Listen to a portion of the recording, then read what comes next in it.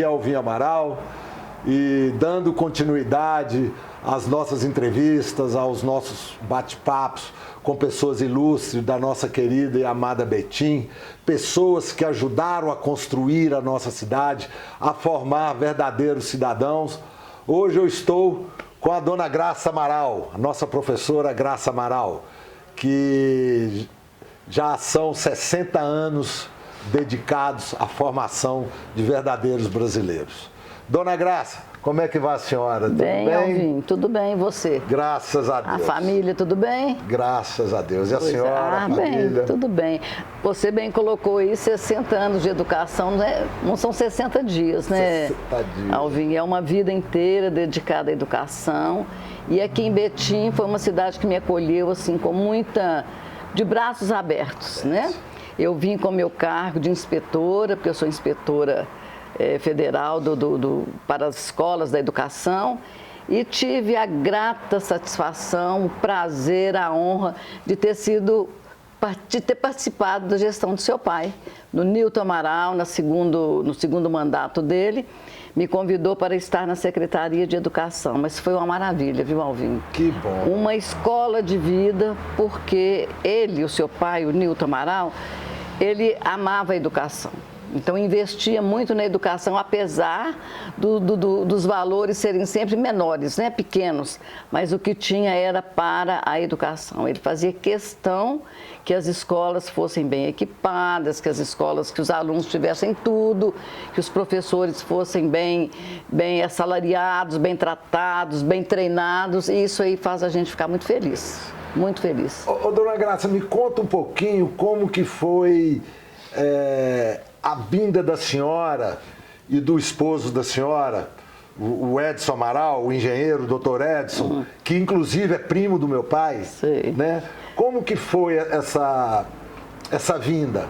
Porque o Edson era funcionário, engenheiro da Fiat. Da Petrobras. Da Petrobras. Depois ele saiu da Petrobras, foi para a Fiat. E foi admitido ainda quando o escritório da Fiat era em São Paulo. Estava começando aqui acho que tinha o terreno pronto, o terreno já estava definido. Então ele foi admitido por São Paulo e nós fomos para a Itália. Por lá nós ficamos 2 anos e meio, ele em treinamento. Quando voltou, como ele era engenheiro mecânico, ele assumiu a gerência da mecânica da Fiat. Então ele trabalhou na Fiat 24 anos, na gerência da mecânica, aí aposentou e ficou realmente com um elo muito grande com a Fiat, porque era a vida dele, né? Trabalhou esse tempo todo dentro de uma empresa, então... E a Fiat veio quando o seu pai era prefeito. Foi na época do seu pai que tudo concretizou, os contratos, a documentação foi toda feita com a presença do seu pai. Isso é uma honra, viu? Uma honra muito grande. É uma honra. Porque Betim hoje, sem a Fiat, nós teríamos muitos problemas sociais. Muito. E Betim naquela época, dona Graça... Betim era uma cidade que não tinha recursos nenhum, vivia de fundo de participação de município e olha lá se existia. Exatamente. Existe uma história que eu gosto muito de contar sobre a estratégia que o meu pai fez para a Fiat vir para cá. O regime militar conseguiu trazer uma grande indústria automobilística para o Brasil. Porque antigamente nós só tínhamos a Ford, Chevrolet e a Volkswagen. Tudo e a economia do mundo, tudo em São Paulo. A economia do mundo era movimentada pela indústria automobilística. Então o regime militar conseguiu trazer uma grande indústria para Betim, para o Brasil. Quando surgiu esse boato, surgiu essa notícia, todos os estados queriam que fosse no estado outros. Sim. Quem tinha mais chance era São Paulo ou Rio de Janeiro, porque o polo industrial do Brasil era o eixo Rio e São Paulo. Só que o governo militar queria que o interior do Brasil comece a ser povoado, começasse a ser desenvolvido, porque Brasília já estava no Planalto Central. Então nós precisávamos desenvolver a nossa região. Imagina o Brasil hoje sem o Centro-Oeste. Nossa, Né? Então, o Rondon Pacheco, que era o governador na época, que eram governadores biônicos, conseguiu trazer para Minas. Mas ele queria que ela fosse para o Triângulo Mineiro, porque ele era do Triângulo Mineiro. Entendi. Queria para a terra dele. Para a terra dele. E o Nilton Cardoso queria que fosse para Contagem. Todas as cidades queriam, com razão, para desenvolver a sua cidade. Disputa pesada, hein? Pesada. Quem tinha mais chance eram as cidades do sul de Minas, porque ia aproveitar a mão de obra do ABC Paulista. E o Nilton Cardoso pegou os italianos quando vieram aqui conversar com o governador, colocou os italianos dentro do carro e começou a passear com ele pelas cidades, pelas regiões, pelas fazendas. Pelas terras disponíveis, vamos dizer assim. Aí o meu pai esperou tudo, conversou com os italianos, a turma de Betim, os betinenses ilustres, Juca Brás, o Lúcio da Livrão, muitos outros betinenses ilustres, fizeram a vaquinha, contrataram um teco-teco, botaram os italianos dentro do avião e sobrevoaram a área. E o meu pai, por ser topógrafo, já ele mesmo fez o levantamento topográfico da região e entregou para os italianos. Falou assim, ó, isso aqui é a área que o povo de Betim oferece a vocês e aqui está o levantamento topográfico. E era fazenda mesmo ali, tudo ali era tudo fazenda. E foi transformado, passou pela Câmara, nós temos grandes vereadores da época que todos se empenharam para fazer o projeto ir para frente. Ir para frente. E graças a Deus teve um empréstimo, um empréstimo muito volumoso para desapropriar a região, valores, valores. Claro. Mas graças a Deus deu tudo certo. Tudo certo. E o amor que meu pai tinha pela educação é demonstrado pela construção do Gigante da Vila. Porque foi construído em 74, mais ou menos, onde Betim não tinha recurso nenhum, né? E eu queria que a senhora falasse do período da senhora como secretária. Ah, sim, foi um período áureo, né? Porque, na verdade, você está num trabalho, numa secretaria, onde o prefeito entende a necessidade, isso para mim foi assim um marco da minha vida profissional. Porque as escolas, os alunos, as comunidades precisavam muito. E a gestão do seu pai foi voltada para a educação. Tudo que a gente diagnosticava que precisava, estava pronto para ajudar. E caminhou, viu, Alvinho? A educação caminhou, porque nós alinhamos muitas situações, ajustamos muitos processos que precisavam ser ajustados e serem realmente reconhecidos. Então, foi um período maravilhoso, maravilhoso. Mas, lamentavelmente, veio o acidente que deixou as coisas muito começadas e não terminadas. E quando um começa, nem todo mundo termina, mas foi um período que marcou os registros que tem. Eu tenho certeza que todo mundo reconhece. Foi marcante. E o Bill, ele tinha uma característica que ele acordava de madrugada para visitar todas as obras, antes de ir para a prefeitura. Ele tomava café no Gigante, ele sempre estava lá tomando café. Estava lá tomando café. Porque a aula entrava às 7 da manhã. A meninada chegava, o Bill estava lá tomando cafezinho junto com a meninada. É, isso mesmo. De botina Zebu, Betina Gobeira. É, isso mesmo. Né? E muito, muito inteligente, sabe, Alvin? Seu pai tinha uma visão muito longa, muito progressista, porque ele pensava lá na frente. Você entendeu? Lá na frente.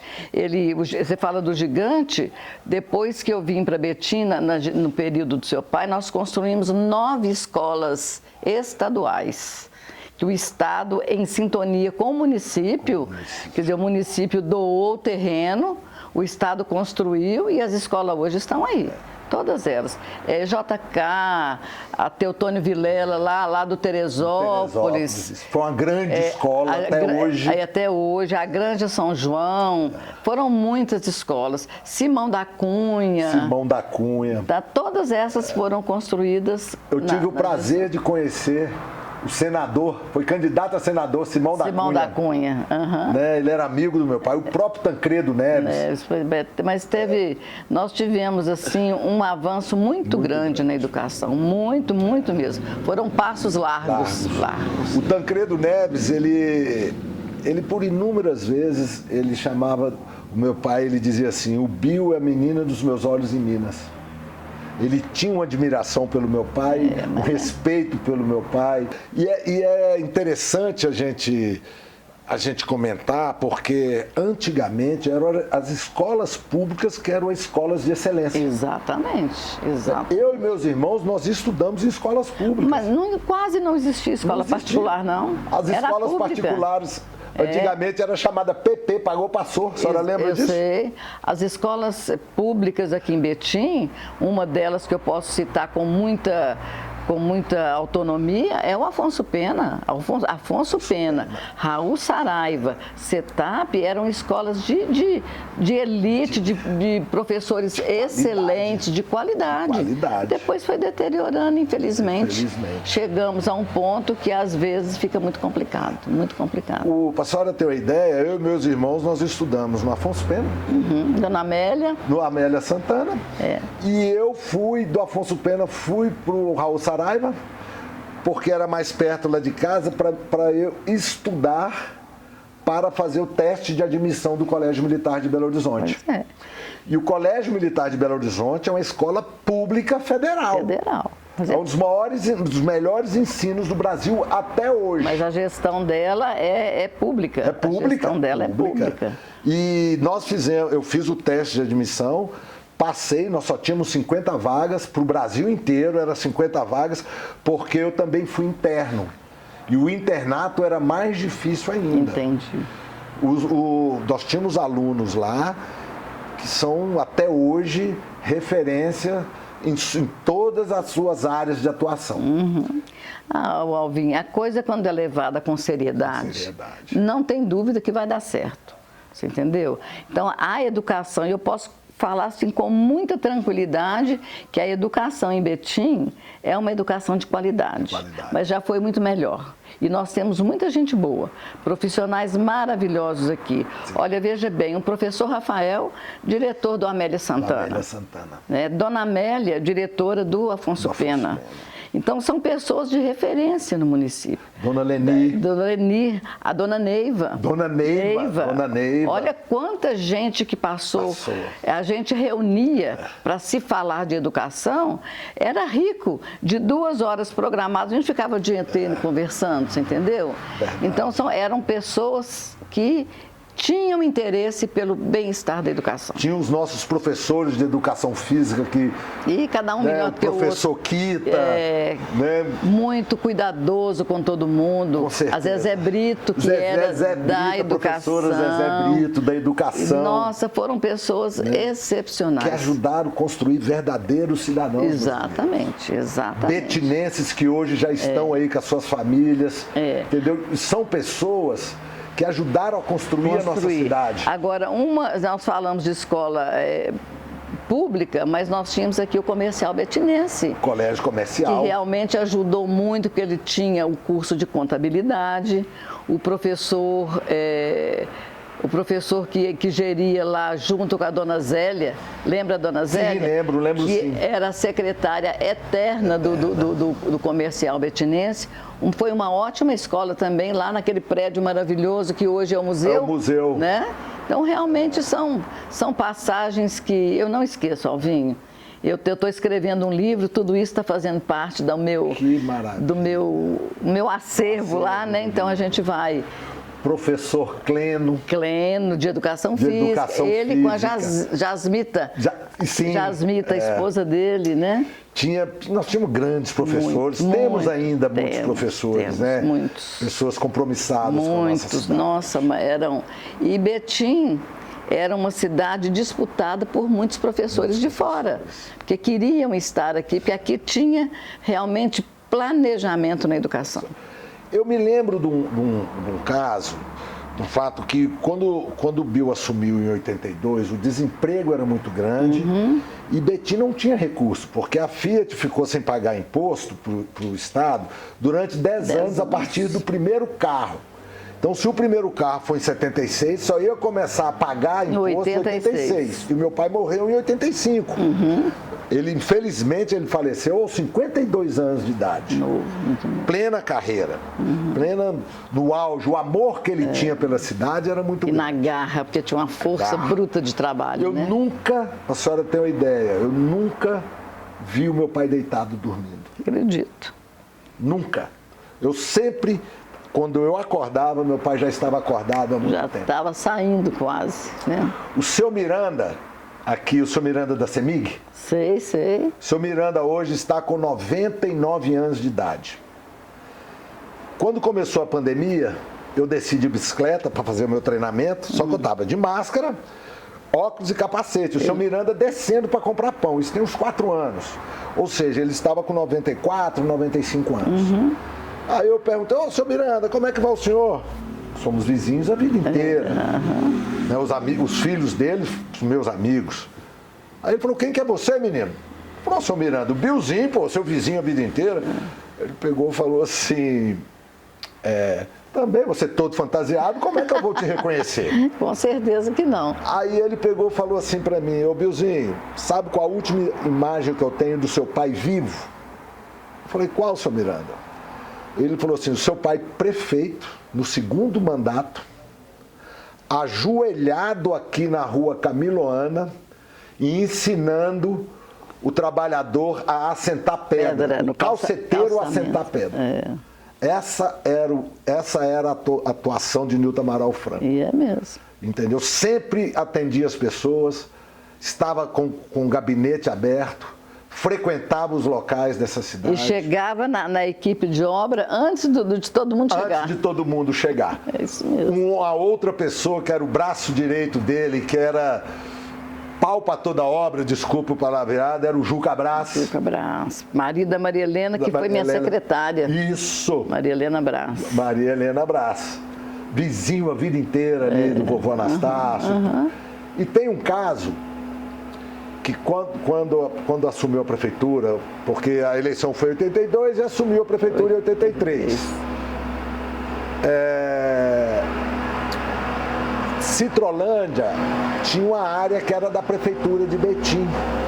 E o papai começou a fazer as hortas comunitárias para abastecer as escolas. A senhora pode contar um pouco disso? Posso, claro que eu posso. E vou falar de categoria, que era a da Citrolândia e a do Gigante. O Gigante. Que o Gigante tinha uma horta comunitária para as escolas, que as escolas eram quase todas abastecidas por aquela horta. Olha que maravilha. Tudo, Alvinho, verdura, tomate, chuchu, abóbora. Abóbora, saía tudo da horta do Gigante. Eu tenho fotos do papai dando abóbora sem agrotóxico, enormes, para deputados aí, para mostrar quanto se quer fazer. A produtividade. E produzia, viu, Alvin? Olha que E produzia. E as merendas, né, dos meninos na hora do recreio era realmente nutritiva.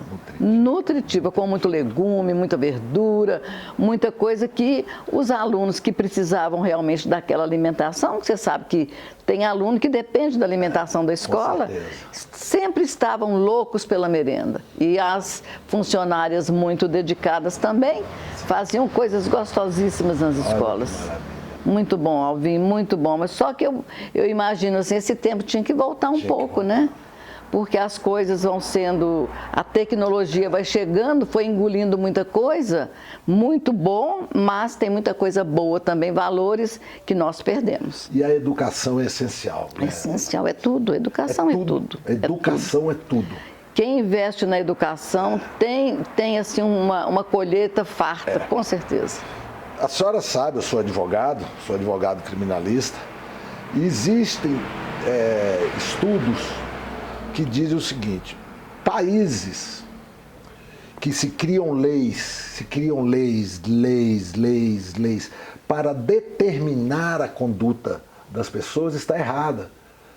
São países que não investem na educação.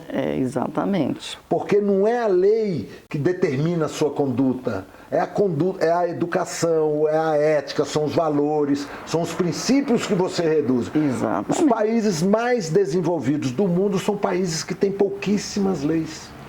Mas elas são cumpridas naturalmente. Naturalmente, porque a educação, ela conduz o cidadão a isso.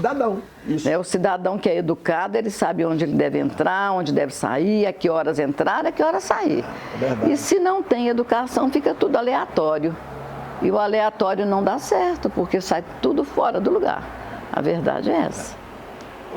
Dona Graça, o nosso papo está chegando ao fim. Ah, que pena, que papo bom, hein, Alvin? Mas eu queria que a senhora falasse, hoje nós estamos nos aproximando do 21 de abril, da fatídica data de 21 de abril de 1985, que é a data do falecimento do meu pai, data de falecimento de Tancredo Neves e também de Tiradentes. Né? Eu queria que a senhora narrasse, que a senhora nos contasse como que foi, como que a senhora recebeu, como que o povo de Betim recebeu essa notícia tão triste e como que foi a mobilização do povo de Betim. Betim lutou, né, Alvin? Betim inteira, com a morte do seu pai, uma morte trágica, enlutou, porque todo mundo se comoveu. No velório do seu pai, que foi lá na Câmara, Alvin, a gente não tinha espaço para passar em lugar nenhum. O enterro do seu pai, que foi a pé da Câmara até no cemitério, as duas pistas da Governador Valadares lotadas. Acho que não ficou ninguém em casa. Todo mundo foi lá. E eu lembro que a própria população não quis carregar o caixão em corpo de bombeiro, nem em cadeira. Foi a população que foram trocando, foram revezando, tinha as fileiras para revezar e foi levado o corpo até no cemitério. Da Câmara Municipal até o Foi cemitério. muito triste, Alvin, eu me lembro perfeitamente. Era um domingo, eu estava em casa, quando eu recebi a ligação do acidente, eu não acreditei, falei, isso é brincadeira. Eu falei com a pessoa, isso é brincadeira. Não, é verdade. Então, eu tive, assim, muita dificuldade em aceitar e a população também. Ficou sem entender uma coisa tão simples, que seu pai era um motorista de primeiríssima linha, transitou o mundo inteiro, o Brasil inteiro, mas, infelizmente... E aos 52 anos. Novíssimo, né? Pessoa nova, no auge da carreira. No auge da carreira, porque Bill ele tinha um futuro muito grande na política, muito grande. Ele sabia, ele almejava, ele tinha projetos e tem certeza, se estivesse aí, ele estaria num patamar muito elevado hoje. E Betim seria outra cidade. Seria outra cidade, com certeza. Com certeza. E hoje, Dona Graça, o que a senhora espera para o futuro da nossa cidade? Uai, Alvin, a gente espera o melhor, né? Eu que já tenho netos, né? Eu já tenho 5 netos, são nascidos aqui em Betim. Então, eu espero que realmente a educação ela seja aprimorada cada vez mais. Valorizando o nosso povo, porque nós temos gente muito boa aqui em Betim. Valorizar o povo, valorizar as escolas, equipar os estabelecimentos de ensino para que os alunos saiam de uma maneira para competir em qualquer lugar. Competir em qualquer lugar. Em qualquer lugar. Porque hoje em dia a moçada quer muito mais. Então ele tem que ser bem preparado para ele ter condição. E Betim tem essa condição.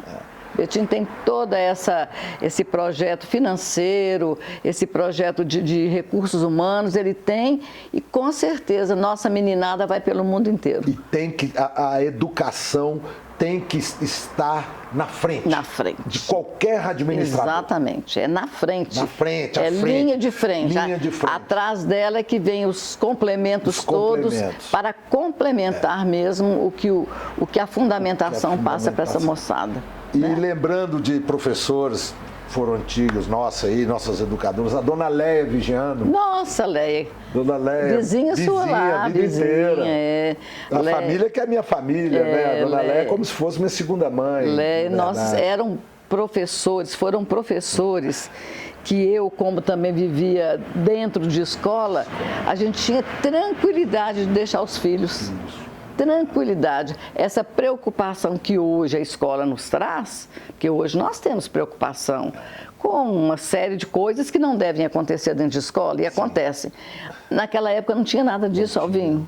Era um ambiente fino, um ambiente requintado, um ambiente que os alunos brincavam muito, com muita saudáveis, brincadeiras saudáveis, tudo muito gostoso, mas as coisas mudam, o mundo muda, mas que nós temos muita gente boa, capazes, qualificados para pegar a nossa educação, tem, com certeza. O respeito. Muito grande. O respeito.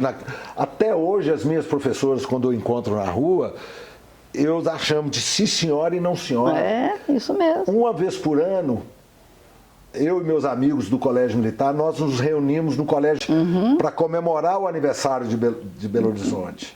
Então, os nossos instrutores e tudo permanecem lá ainda. A gente chama sim senhor e não senhor até hoje. Agora, você comentou aí um tocante que as datas estão sendo esquecidas também. Né? As datas estão sendo deixadas. O aniversário de Betim, esse ano até que comemorou-se alguma coisa, mas quase ninguém sabe. Quase ninguém sabe. Quando é aniversário de Betim, quando que foi a emancipação de Betim. Tá, fica muito no obscuro, sabe? No obscuro. Quando tinha que ser a linha de frente, eu saber onde eu moro nessa cidade, teve a sua implantação como cidade, o primeiro prefeito e tudo mais. Você sabe que o primeiro prefeito foi meu vizinho aqui, né? Seu César Fonseca. Que trouxe a Petrobras. Exatamente, seu César Fonseca. Que veio para cá, que trouxe a Petrobras. Inclusive avô do Alexandre. Sim. O Alexandre, meu amigo. Seu amigo que faleceu. Nós morávamos até numa república onde era lá em casa. Ah, pois é. Quando faleceu de Alexandre. Filho da dona Sandra. Sandra, professora de História. Professora de História. Professora de História. Eu sou apaixonado por História. Porque o pai da mamãe, o coronel José Corrêa de Mello, ex-combatente da Segunda Guerra Mundial, historiador, foi comandante de volante que perseguiu o Lampião no sertão. Nossa Senhora. No sertão das Alagoas. Inclusive, eu tenho fotos e lembranças do meu avô dessa época. E meu avô sempre nos relatou da importância da história. É história, né, Alvin?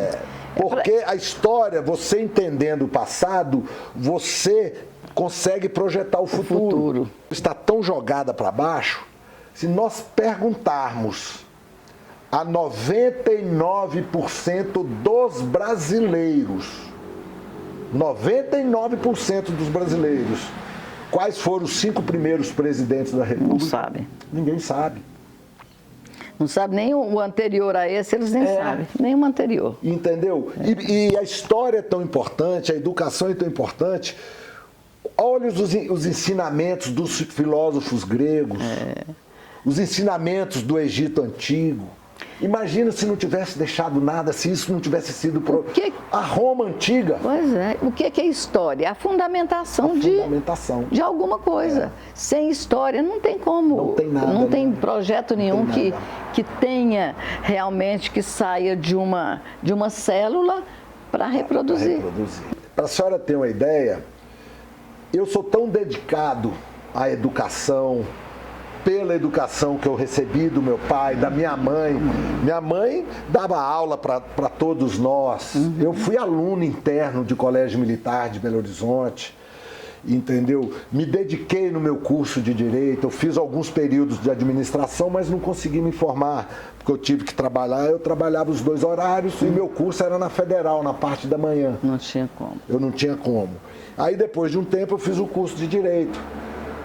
Eu fui tão instruir, eu tive tanto hábito de estudar que depois já mais velho, eu fui o melhor aluno da minha turma e tirei Beleza. 10 na prova da OAB. Que beleza.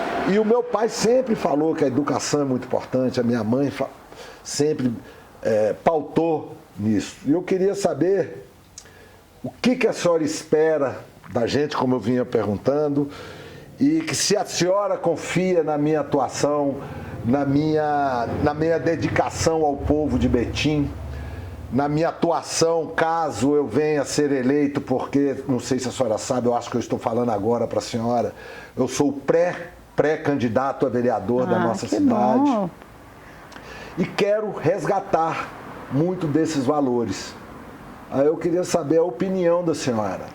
Ué, Alvin, você sabe que tem um ditado antigo que diz assim, filho de peixinho, peixinho é. Não é? Então, a esperança que, enquanto cidadã, enquanto educadora, eu acho que realmente você tem toda a condição de dar continuidade às ideias do seu pai, atualizadas, porque tudo mudou, claro. Mas a história da educação, ela não muda, não. A história é aquela de formar cidadãos bem elaborados, bem trabalhados. Então, eu acredito que você tem todos os requisitos que possa preencher esse bom que a gente precisa. Entendeu? Muito obrigado. É o bom que a gente precisa, é o cuidado, porque a criança e o adolescente, ele precisa de cuidado, ele precisa de direcionamento em todos os sentidos. Se ele tiver da família e do poder público, que é a escola que ele frequenta, não tem como dar errado. Não tem como dar errado. Então, é aquele cuidado. É igual um bebê quando começa a andar. Aí ampara dos dois lados, ele vai. A criança e o adolescente na educação é isso aí. E nós somos produtos do meio. Somos produto do meio. Porque tudo que se fala com uma criança, com um adolescente, ele retém. Se fala coisa boa, ele retém. Se fala coisa que não deve também, ele retém. Então, é o cuidado dos educadores para com os alunos. E eu tenho muita experiência. A senhora acredita que eu tenha capacidade de defender isso na Câmara Municipal? Com certeza. Além de você já ter isso inserido no sangue, que você já tem, você é uma pessoa que é inteligente e sabe do que é bom e do que é preciso. E a gente conta com pessoas como você, Alvin. Fico muito honrado, muito grato. Tomara que você fosse bem no seu processo, que as pessoas entendessem as suas intenções, para que realmente tivesse assim, uma adesão bem significativa e bem histórica também. Porque para a gente estar credibilizando alguém, a gente precisa conhecer. E você é uma pessoa conhecida, o seu crédito, eu não tenho dúvida dele. Eu fico muito honrado, dona Graça. Fico muito honrado. Prazer falar com você. Prazer todo meu. Nós estamos aí.